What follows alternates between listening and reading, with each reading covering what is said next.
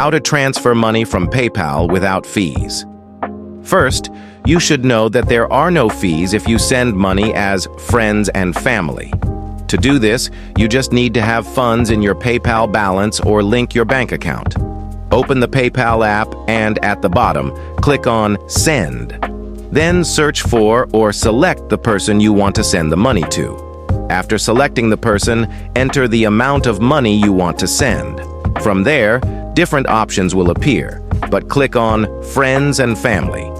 Make sure to choose PayPal Balance or Bank Account as the payment method to avoid being charged fees. Confirm the details and send without fees.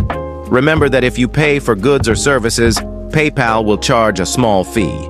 So always check that it is a transfer to friends or family to avoid those fees. And don't forget to avoid using credit or debit cards because they also have extra fees. If you like the video, give it a like and subscribe.